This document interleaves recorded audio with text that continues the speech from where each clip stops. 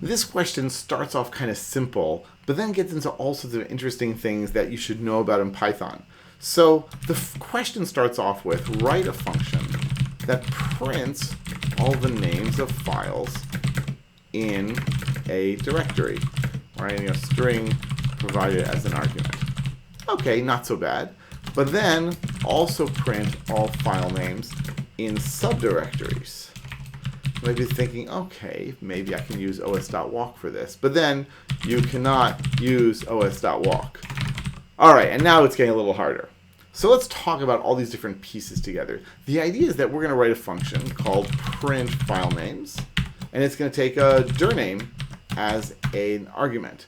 And what we could do in the simplest possible form is say import os, and then say here all file names equals os.listdir of dir name, and then we'll say for one file name in all file names, print one file name. Now os.listdir is a built-in function, or not built-in, but it's a function in the Python standard library, so it's always available in OS, and it works cross-platform, it works really great. Now I can say here, print file names in /etc, and we get that, and we run it, and sure enough, we get a list of all the file names in /etc. So far, so good. But we also want to recurse into each of the subdirectories in /etc. And do we know what those subdirectories are? Do we know what's in them? Do we know what types there are? I should add one more stipulation here, which is, you can ignore errors. All right, so that'll make it a little easier.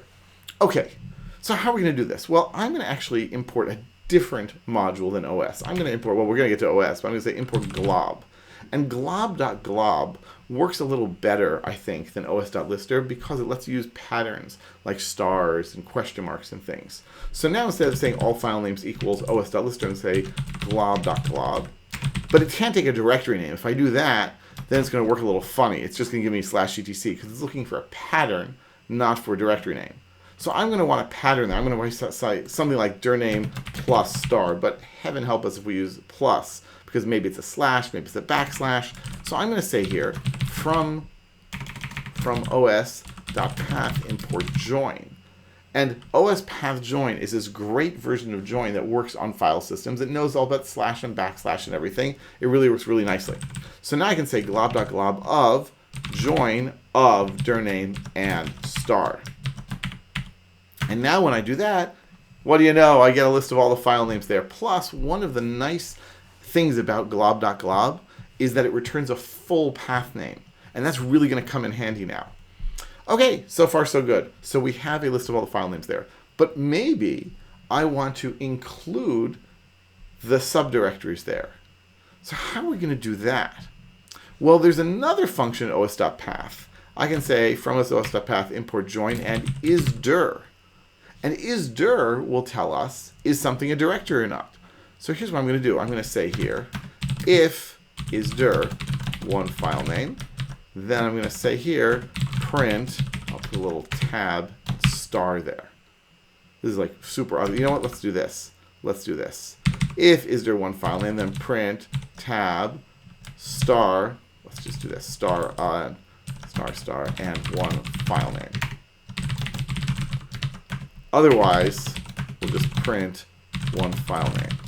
And so now what are we going to see? We're going to see this is a directory, emond.d and directory, right? So some of them are directories and some of them are just plain old strings. Fantastic. So we've figured that out. So what am I going to do then also? If this is a directory, then I can get a directory listing from within it, right? Then I can say like print glob.glob of join, and I can say one file name star. And that's going to give us a list of all the files in that subdirectory.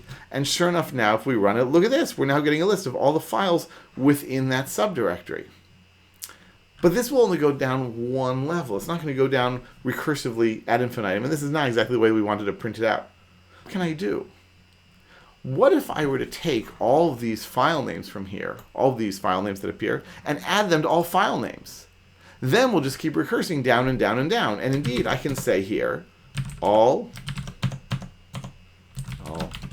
file names plus equal glob join of one file name star.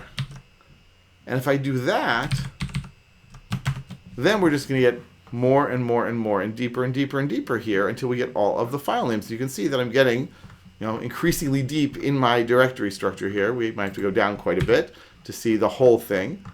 But right, we're going down like 2 levels, 3 levels, 4 levels even, getting all the files here. And we keep finding more directories, and we keep going down more and more and more and more. So we generally managed to get this to work correctly. Not bad. So we've now gone through each directory, or the directory that was named. We've gone through each of the files in that directory. We've gone down recursively until we hit bottom, until basically for each file names, we're going to print those out, but we aren't actually going to do anything with them as directories.